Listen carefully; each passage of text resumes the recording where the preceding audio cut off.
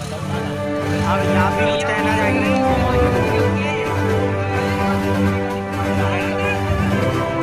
भैया पहले उठाए थे, पहले हमें अपने बारे में बताया। भैया He shot you.